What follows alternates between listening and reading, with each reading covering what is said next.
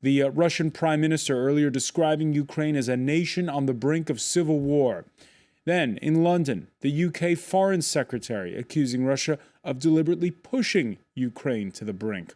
All this with an eye to Thursday talks in Geneva, talks in doubt if Kiev makes good on its ultimatum to regain control of public buildings in the east of the country.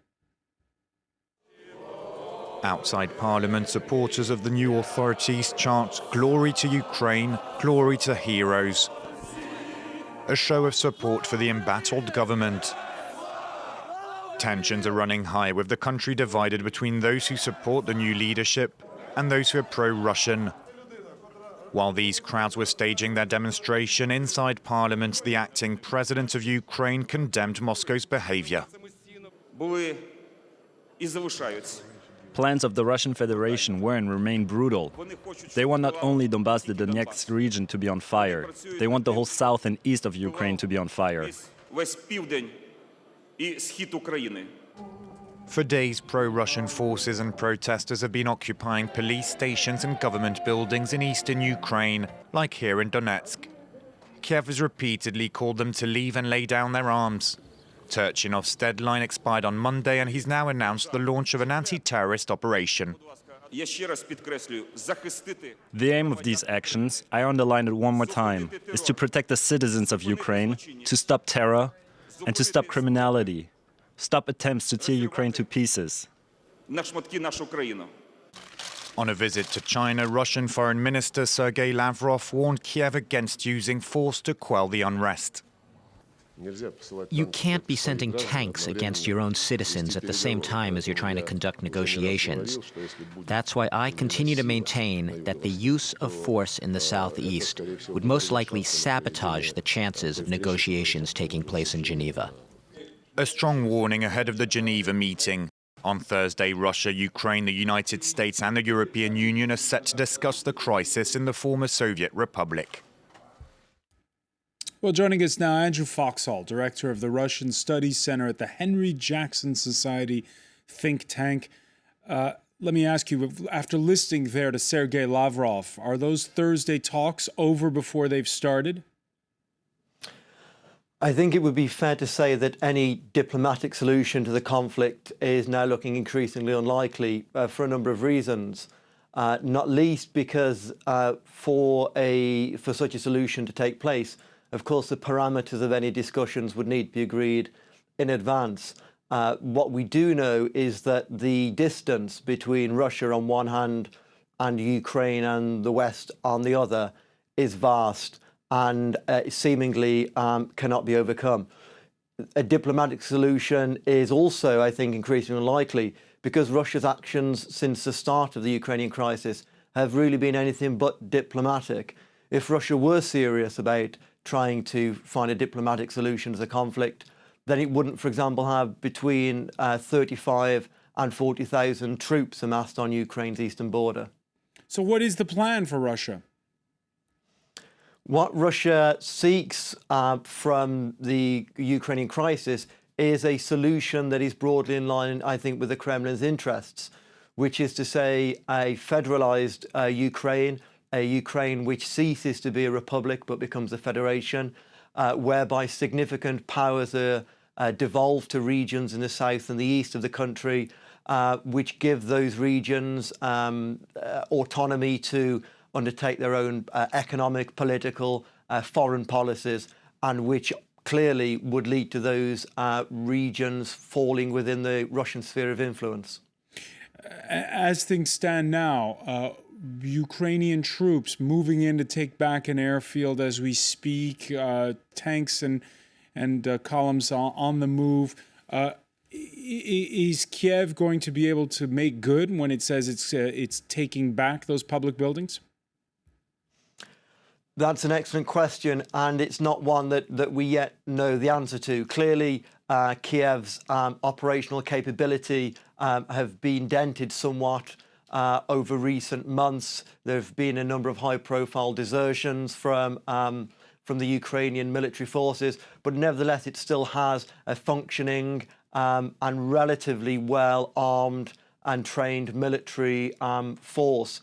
So one would expect, certainly, if the government in Kiev, the interim government in Kiev, was serious about taking back those governmental administrative buildings, those points of military importance, airports, runways, so on and so forth, that they would be able to do that. And do you see Russian forces crossing the border? I don't at the moment foresee that, no. But much like in Crimea, I think it would be foolish to make any predictions. Developments are changing minute by minute, hour by hour in this in east and southern Ukraine, and just like Crimea, something could happen that would turn this situation in an entirely unexpected direction. Andrew Foxall, there's been this Tuesday another NATO meeting taking place. What is the plan for NATO? Is it shown itself up to be ineffective? Well, certainly President Putin's actions since the crisis began have suggested that he doesn't see NATO or potential Western military involvement in Ukraine as a threat. President Putin's actions would also suggest actually that he doesn't see Western economic sanctions as in any way harming Russia. So I think the point here is not necessarily what NATO is or isn't willing to do, but rather how it's seen by Russia and how Russia perceives that NATO will act. In a sense, what's important is the image that it gives. And speaking of perceptions, as amid all this talk of de-escalating, what are your thoughts about the head of the CIA showing up in Kiev last weekend? Is that going to help de-escalate, or is that going to be more like a red rag to a bull for Moscow? I think, as you say, the head of the CIA turning up in Kiev on the weekend clearly feeds into Putin's propaganda about the interim government in Kiev being part of a Western-backed plot, effectively, to undercut Russian sovereignty. But of course, this is purely Kremlin propaganda, and we mustn't lose sight here of the fact that Ukraine is an independent sovereign state and should be allowed to welcome visitors into Kiev as the UK, as France, as Germany might. We also mustn't lose sight of the fact that what we're seeing here, first and foremost, is Russian aggression. Shouldn't be allowed. On principle, you're right, but was it a smart move? In hindsight, probably not. But as I say, that is absolutely the right of the interim government in Kiev to do that. Now, on Monday, the EU announced stepped-up sanctions. Your thoughts there? I think what we've seen thus far from the first two rounds of sanctions were really purely symbolic. There will be a third round of sanctions from the EU and the US. But President Putin's actions thus far, as I've said already in the Ukraine crisis, suggest that he doesn't take Western sanctions particularly seriously. And there are, as far as the EU is concerned, significant hurdles within its membership for meaningful sanctions to take place. UK, for example, is dependent on Russian finance. Germany is dependent on Russian gas. France is dependent on Russian defence and military contracts. But if those sanctions are overcome, then if those issues are overcome, those obstacles are overcome, then Western sanctions can have a significant impact on Russia. It's important to bear in mind that in the first quarter of this year alone, capital outflow from Russia is in the region of $63 billion US, which is the same figure as for the whole of 2013.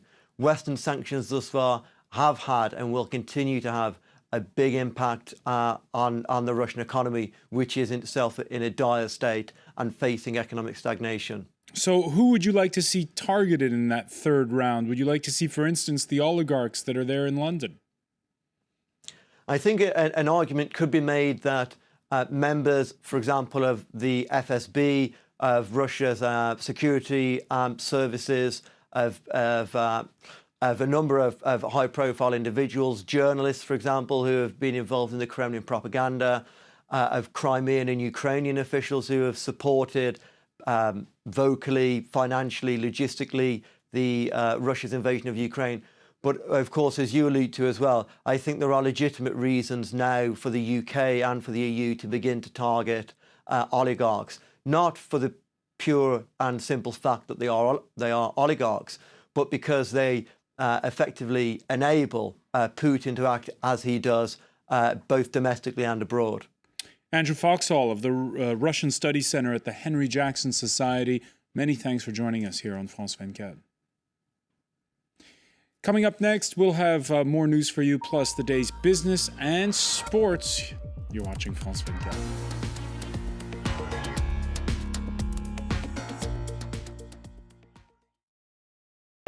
Africa News. Your eyes on Africa, bringing you the latest from across the continent. Don't miss Africa News on France 24 and France24.com.